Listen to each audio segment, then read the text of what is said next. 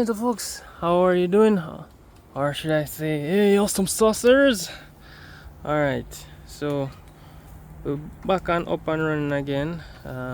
We have a better camera pretty much, and hopefully we can get some videos out to you. Alright, so let's give you an update. What has happened in the apiary over the couple of months that have passed? A lot. Quite a bit. You know, we went through quite a bit of flow. The season was a little bit slow, or not slow but late, whereas I would have usually gotten honey during the late February, early March period, and yeah, then would have gotten a second round of nectar and honey from them there about in the April, this time April, May. So the season kind of ran a bit late. The weather, you know, it's a little bit more on the drought side. The El Nino conditions have really pushed forward that kind of weather in the Caribbean, right? But nonetheless, the bees did pick up, and we were able to kind of just get one kind of harvest from them essentially. We still haven't finished because the first harvest we did was last week. It was a lot of work. So the main part of what we did so far was to pull off the honey from all of those at the back there, and also some at the back section on the side there, right? So we still have a few, but given that the weather has gone to more of the rainier side, I know the bees are eating through a lot of the honey that they have. Not only that, quite a few of them have swarmed. The ones that I haven't taken away the honey as yet, I think some of them have definitely swarmed away. Namely, even this one. This one had 2 supers, and as you can see, the population at the entrance is very low now, compared to like the neighbors.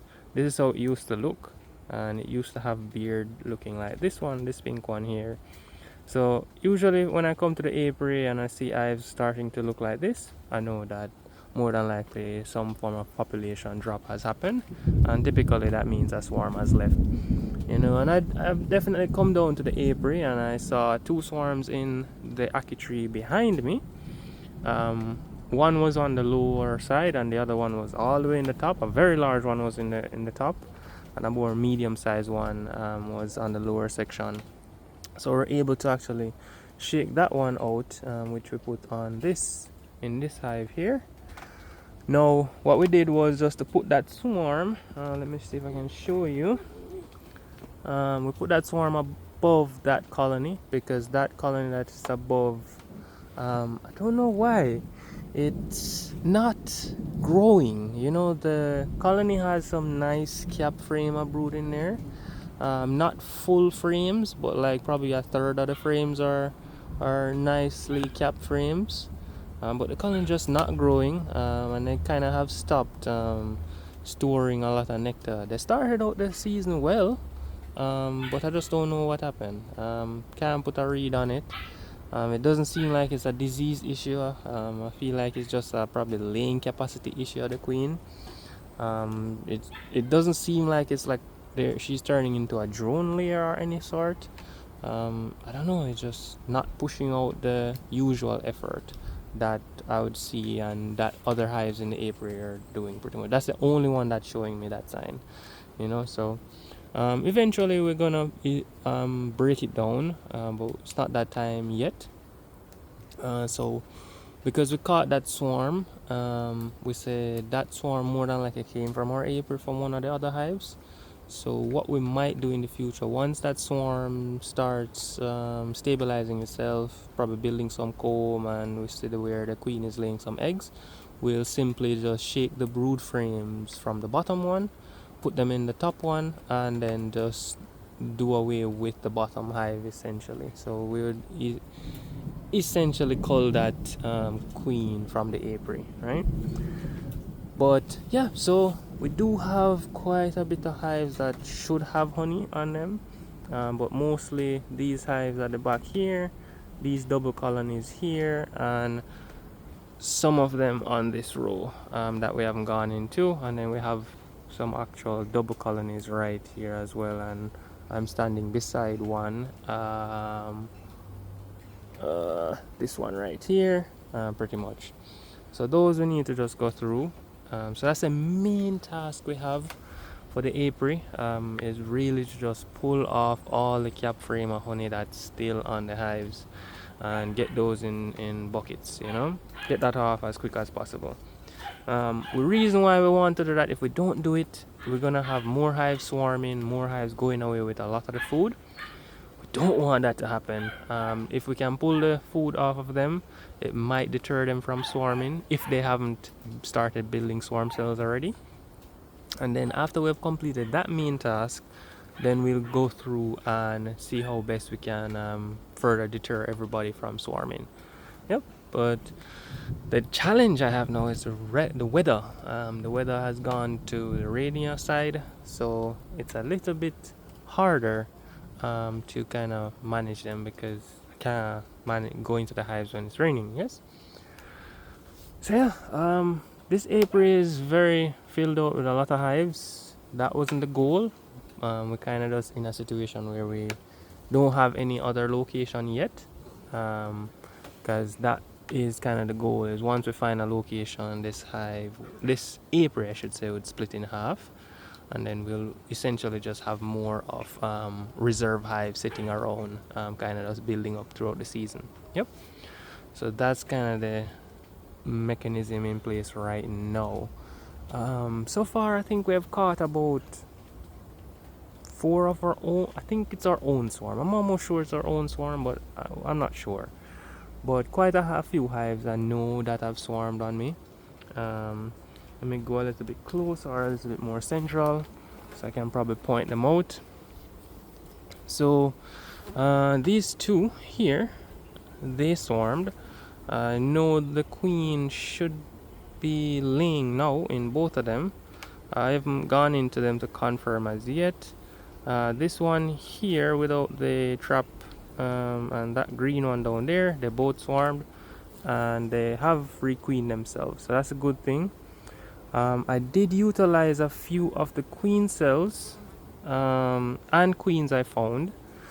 I tried utilizing the queens in this one. I made up a double colony there, but I think the bees killed those queens and actually made their own, because I'm actually seeing some different queens in there, pretty much. So more than likely they killed the original queen that we gave them, and it's kind of my fault, because I never allowed the colony to go completely queenless before I introduced the virgin queens in there.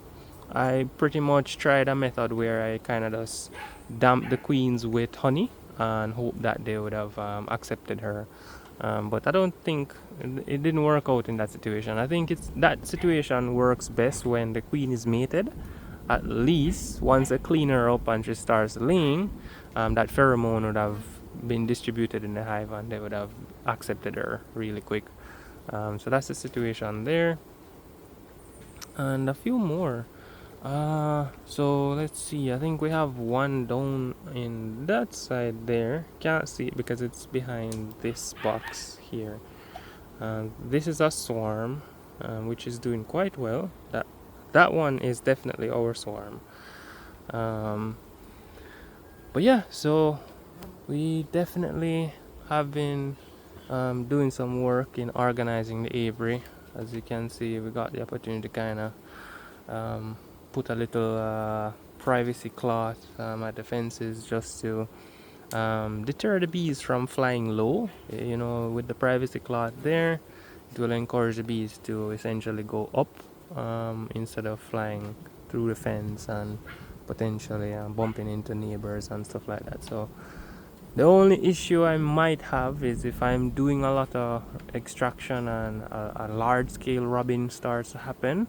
That's when the radius of defense of the bees tend to be a little bit more wider, and it might cause an issue for the neighbors the most. But I try my best to recognize those signs and kind of stop doing what I'm doing and just leave out of the apiary and let everybody settle down. And so far, the two times I've seen that starting to happen and I kind of stopped, it worked out in my favor, pretty much, and nobody had any issues. So yeah, so we just have to continue watching that. Now a little update here in the middle.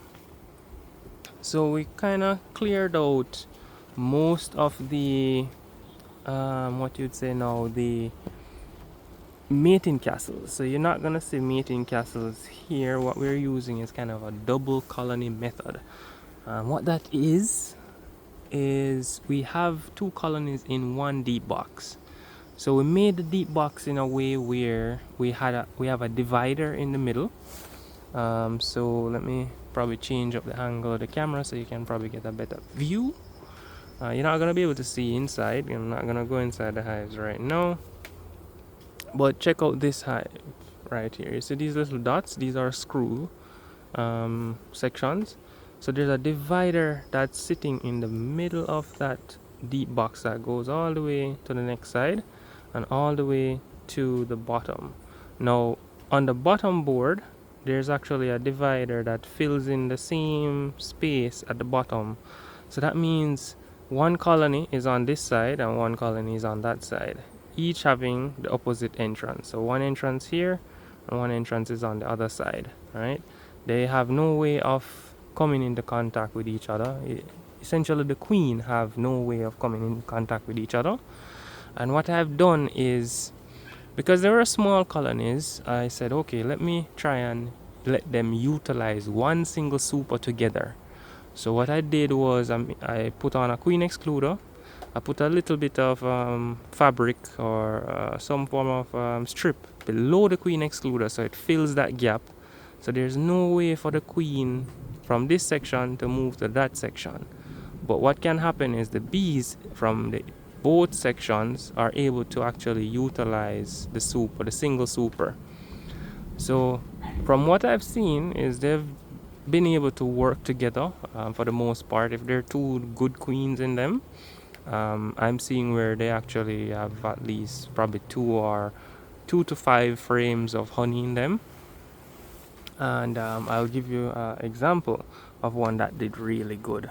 So this one down here, that one actually filled in a complete super, and we had to give it a second super, and they were actually filling in the frames. But by that time, the flow that was happening, the nectar flow that was happening, kind of stopped. So we don't see where they're doing much now. But one thing is for sure, we definitely need to go in there and take off all of the honey in there that we can get, because they're growing exponentially. We're definitely seeing some very large bearding taking place with both sides of the colonies, both sides of the hive, I should say.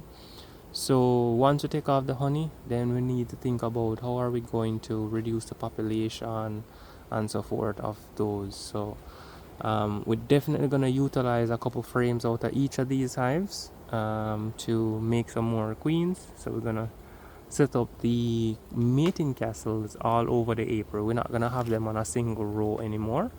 We're just going to set them up all over the apiary, just so we can increase our chances of mating, essentially. So we're going to use a lot of the brood frames out of these, as well as from production hives, to kind of help with that process, right? So yeah, these are doing well. We have, as I said, a few exceptions where both sides weren't doing well. I think like this one, they were storing nectar in the box, in the frames, but they didn't build out much. You know, they were just stuck on, each side was just stuck on probably 2 frames that they were filling in nectar. And when we check the bottom section, we can see where they weren't really developing that well, and we suspected there were some of the queens that weren't queens we would have kept, pretty much, but because we wanted to see and experiment with this process, we just allowed, we just kind of used everything we had in this case. There were some that only a single queen was in. Which one was it? I think it was this one, and I was very pleased with what it did. So a single queen, only one side of that double section was being used. And I must tell you, that queen that was in the single section, she almost built out that entire super full. Basically, there were like 6 cap frame in there, and definitely saw where they were building the comb. But again, as soon as I started to kind of build the secondary combs that I had given them, the flow kind of stopped. So one thing I achieved was just seeing the success of the experiment here, and two, I was kind of able to build out a lot of my shallow frames. So didn't have a lot of foundation sheets, so what I gave these hives are just empty frames, empty shallow frames, and we just checkered them in between 2 built comb just to ensure that they build them at least straight down, and we were able to get quite a bit of them built out. Some of them kind of bent up a little bit in terms of not straight, but they kind of slant a bit, but those we can cut out and reshape and reorganize them a little bit, and next season they'll straighten them and probably build them out more straighter once we checkerboard them in between 2 built comb for next season. But I think for now we got quite a bit of our shallows built out. Trust me, I think we have probably about 15 more shallows that didn't get built out. So those for next year, once next year jump pops in, we'll be able to build out those 15 easily, because all of these supers that we have on right now, we started out the season with only 5 built comb in them, and we gave all of the hives 4 empties in each, and pretty much I would say probably 99 or 98% of the shallows or the colonies built out the empty frames, so we're very pleased with that.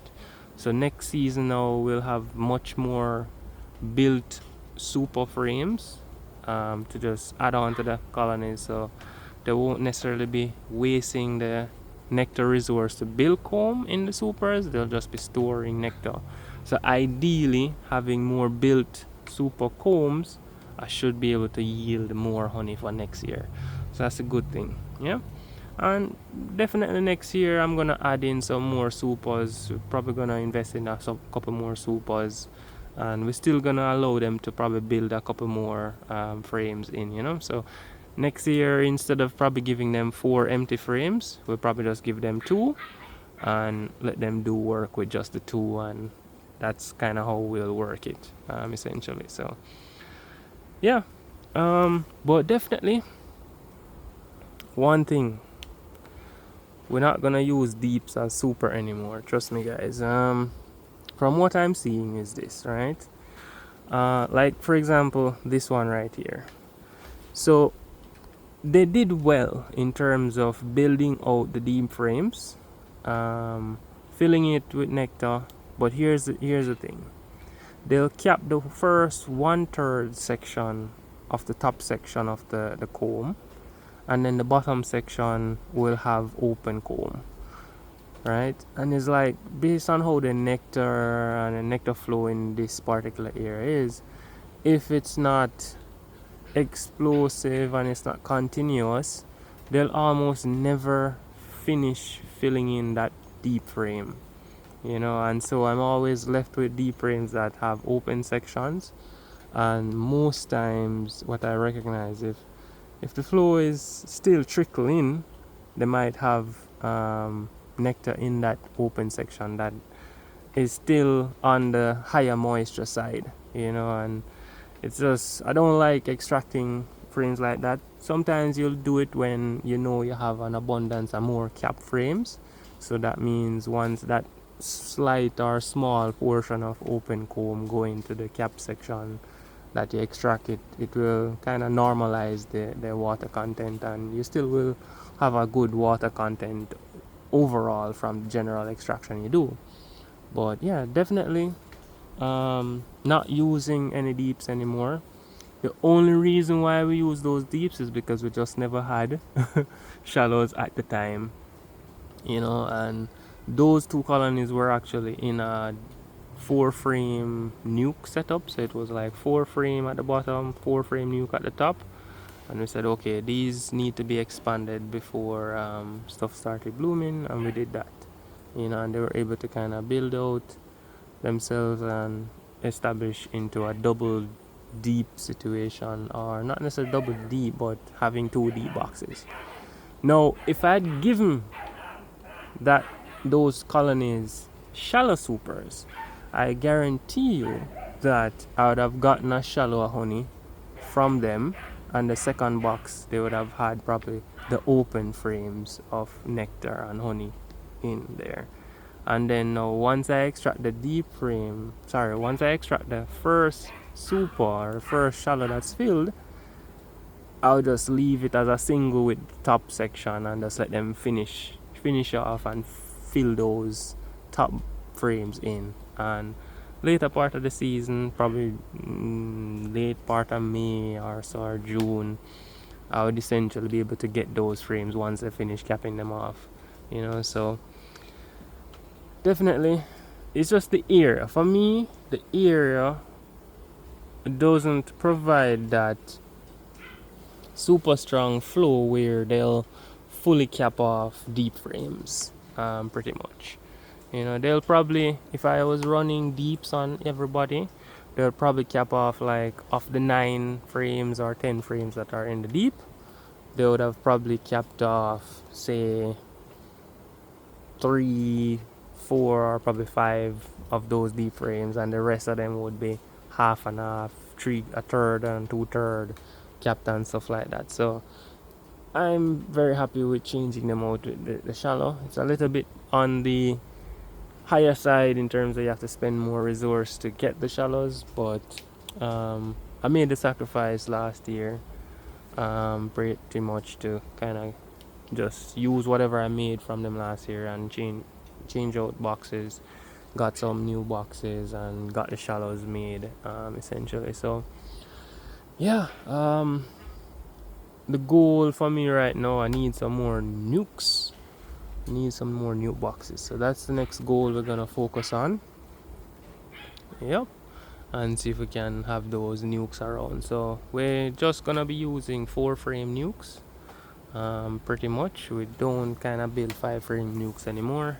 Reason why we build the 4-frame nukes is that when you put 2 of them beside each other, once you build them to the correct dimension, they match up to the same dimension as a 10-frame box. So I can, similar to how I have the double colonies here, I could have easily put 2 4-frame nukes beside each other, turn the entrance opposite and put the shallow on it same way. But I kind of just work with those for that convenience or for that scenario, pretty much, because most times, like even these double colonies, once I have more of those nukes, I can essentially, instead of just dropping the super on one layer, I could put the double nuke there and then put the super above the double nuke.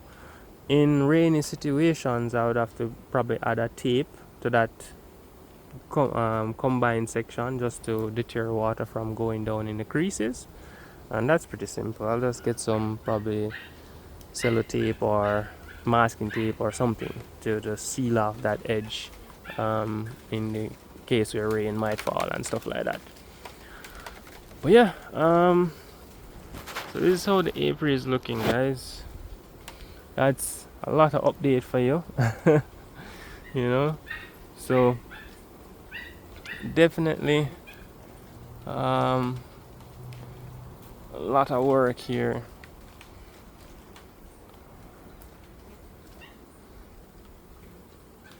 And our next objective, we want to move out these blocks from here. So those blocks, we're gonna move them to behind that section. So where you see that ackee tree there, they're gonna be on the other side of the ackee tree. So we can clear out that, so we can clear out the space and kind of organize it a bit more, basically. So I'm not sure what I'm gonna do yet. If I'm gonna add another row or I'm just basically gonna shift these 2 rows here a little bit more. Probably that's what I do, because I don't think I want to put any more colonies there. So these will probably just be organized better. The production colonies I'll keep to the edge, like the bordering circle around the middle ones. And then the middle ones will probably be a combination of double colonies and reserve nukes, pretty much. Yeah. So that's the plan, essentially. Yeah. So we have some colonies in the center here. That's one of the swarm queen cells. Dropped a queen cell in that. That one's mated as well, looking nice. This one here, and then this hive right here were all nukes that were expanded, but they were on the slower side. I thought that if I expanded them, they would have been able to give me a couple frames of honey in the shallows, but I think only one of them was able to. That one was this one. This was a swarm queen that we caught from, I think, last year or something like that. I don't remember exactly when, and it was doing well. But that's the thing with swarm queens, you never know how they're gonna fully turn out. You kind of just have to just put them in a box and see what happens. But yeah, so everybody on this side, we took their honey already. Yep, so it's just these. Let me see, I'm gonna see if I can pop into one of these boxes and show you if anybody have honey. So you see that one that we told you that swarmed? Let me see, let me check it and see what's happening in it. So this one right here. Alright, so this hive here should they didn't essentially build up and store in 2 nukes. In 2 shallows, right? The backstory is that it was a double 4-frame nuke setup. We expanded it into a 10-frame deep setup, and then we put on a shallow super on top of it. Yes. Now, what they did with their shallow super, that's first super I gave them, they actually filled it in. But one of my locations, I was kind of breaking down some of the hives, and some of them had honey on them in terms of supers, right? So I had to move those supers off and out of the apiary. So what I did was to just bring some of those supers down here and put it on hives that needed additional space. So this was just one of them that inherited a super from another colony, essentially. And I'm almost sure some of the frames in this super was also kept, right? But again, I think it swarmed, so we might see them empty out, and so said, so done. They empty out this super. So this was much more filled. Let me show you some of the frames. Look at how this frame look. See? So most of these frames were filled in, pretty much. And as you can see, they have taken out a lot of them, the middle sections. Let's see, let's take out a couple more. Yeah, see, they definitely swarmed and took some of the honey. So we need to actually come and just take off these frames off of them, essentially. Hopefully we have decent smoke. Let me see if I can relight this smoker. It's overcast, guys, so usually bees are a little bit more antsy when it's overcast, but I'm almost sure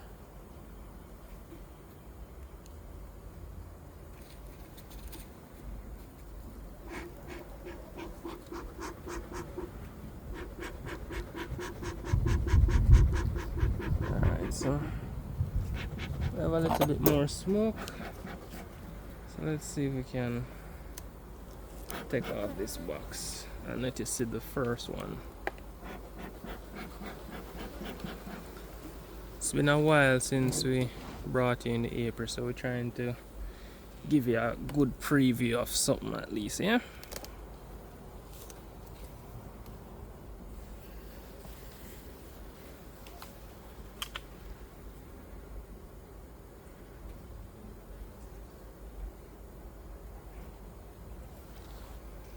Alright, so this is their super that they filled in.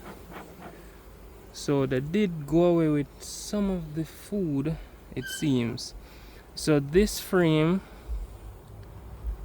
let me take it out and show you. So this frame was on the end, or somewhere about here, right? And it was the last frame that was in the super that they built out, and they were filling it in, right? But they didn't finish capping it off yet, so I moved it to the center and put the cap ones to the end.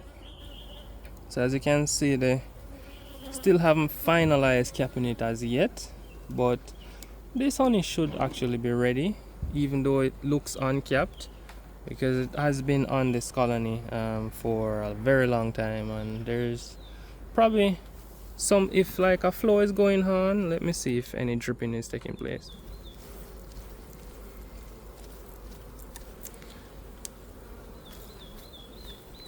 Yeah, so if you look, we were doing the shake test. They call it a shake test. There's no nectar dripping out right now.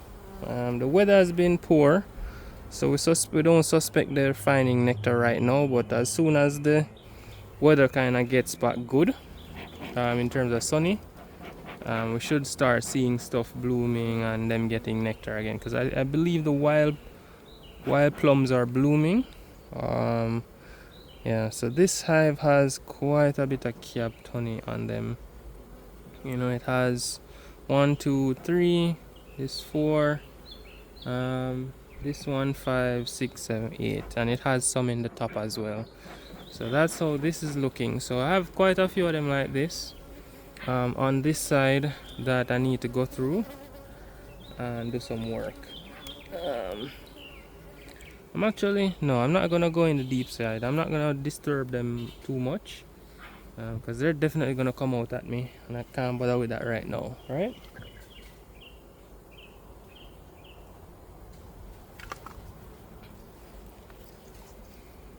But yeah, so that's just a preview into the super of this hive.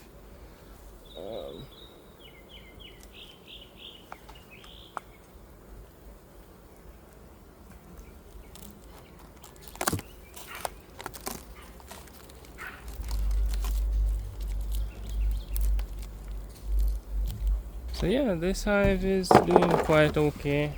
Can't complain about it. It was a reserve hive.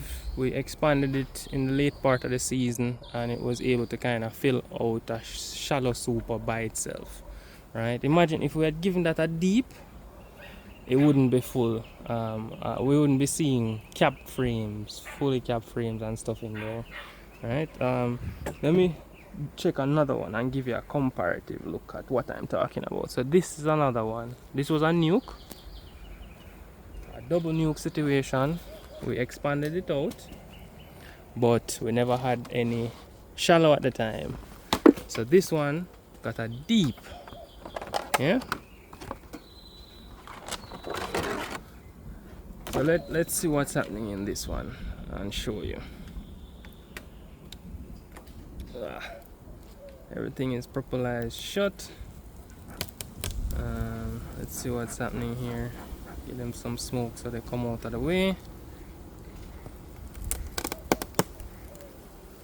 Alright, so a lot of bees in the top of this box. Let me see if we can move it. Yeah, see a lot of bees up here. Just gonna put it one side.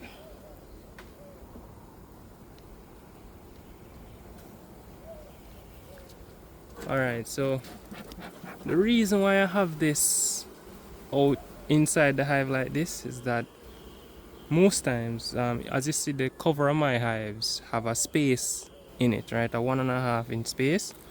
That's for feeding purposes. Once the flow starts and they start filling in these frames, what I find happen is, because of the space, they tend to build some burr comb and neglect the frames sometime, right? So once I see that happening and I don't want to give them a super, and that's typically like on the late side of the season or the flow, I typically put these over the frames, and that will force them to kind of put the energy into the other combs that are already there. So you see they actually built a burr comb there, but this have some deeps and as well as shallow. So we'll see whichever one we find first, you'll see it. Alright, so this is a typical example. You see how this frame looks? The top side of it capped, they leave the middle section open, the bottom section here not capped yet, and they're building the burr comb. Same thing on this side, right? So you see, if this was a shallow, we would have gotten half of this frame completely full. Sorry, if it was a shallow, that shallow would have been full, and they would have used the energy to start building another shallow and putting in the honey in there, right? That's what would have happened. But the deep, that's not happening with the deep, right? So if a nectar flow was going on, they would have started to fill these empty comb sections, and I wouldn't have been able to ideally take this frame just yet.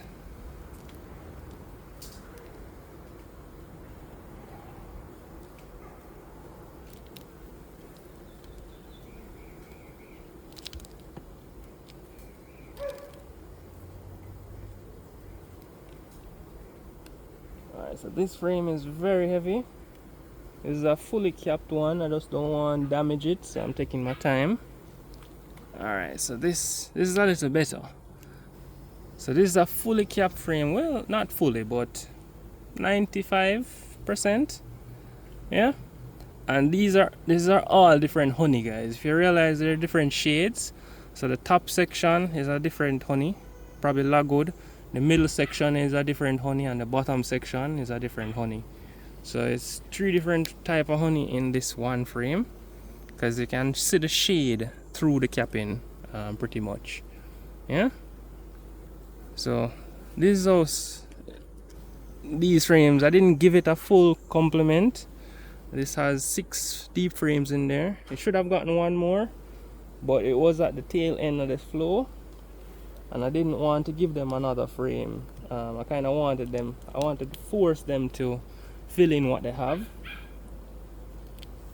pretty much. So these, we're gonna need to come and definitely take off this honey before they go away with it. And tomorrow, if the weather permits, we're just gonna do one final pull for everybody that we haven't gone through yet. Yep. So let me just put the cover back. Yeah. And I was expecting them to be a little bit more antsy, but we're not going into the brood section and disturbing them too much. So probably that's why we're having this kind of reaction right now. But some hives though, guys, some hives, they don't care. They're gonna come out at you, pretty much. So I'm kind of glad I'm seeing the less aggressiveness in my stock of bees over the years, pretty much. So that's kind of the preview, guys, of what I have so far. Honey is there. We just need to organize our time and get this all off. So all the hives here in the center, those over there on that row, and then that back row there, we need to go through all of them, take off what's there, and then just give them back the wet supers. So the thing is, this is kind of the tail end of my season, essentially, right? So we're basically in May right now. I know in May, like how the rain start to fall now, some of the trees, like the early summer trees, might do a last hurrah, a last bloom. Might not be a significant bloom, but if more of them kind of chip in and give in nectar and stuff, we might can get a few more frames of honey out of these colonies. The key one that we're hoping comes out good is the ackee trees. You know, we didn't see much of the ackee trees bloom earlier in the year in this region. We had a small bloom with some of the trees that push out a few blooms, but it was just a couple trees, not even 30% of the trees we saw with blooms. So now that the weather is, the rain is starting to fall and stuff like that, definitely see more of the ackee trees putting out new leaves now, pushing out new buds. So we might have them bloom, some of them bloom and flower in the next couple weeks or so. So hopefully when we take off this honey, that will allow them to kind of fill in back that single super, because we're only giving back everybody a single super, you know, so they're more compact and they have limited space to kind of put the nectar in, and that will force them to kind of cap off those single frame, those single supers quicker. You know, if I give them too much space during this time, they're gonna spread the nectar all over, and those frames will never be capped. You know, that will just be resource I have to leave on them until next season, you know. So let's see what can happen for the next 2 months, May, June, and see if we'll get any more honey from them. If not, then they'll just stay as is until August. We go through, do food check and equalization of food, and start supplementing them for October, November there, when we might have a more full bloom of the ackee trees. You know, we don't know how the rainy season is going to be though, because it's looking to be a very tough hurricane season and rainy season for this this year. So we have to make sure that we watch the food resources, you know, and do some form of supplementary feed during those times to make sure that the hives don't starve out, right? So yep, so that's the update, guys. Hopefully now that we have the new camera and the new assembly for the stand and everything, we can definitely give you some more videos and keep you posted of what's happening in the apiary, right? I know you'll appreciate it. We just hope that you watch them, you like the videos, you share the videos, you leave a comment. Those things really allow your channel to grow and gather more traction to the videos, essentially. So please give the video a thumbs up and like it, share the video with your friends, you know, put it on your Facebook page, your Instagram page, share it. And the most crucial one, make sure you're subscribed and you have that notification bell so you can see when new videos come out. Alright, because we're gonna try and give you some more updates as we finish off the season. Cool. So take it easy, guys.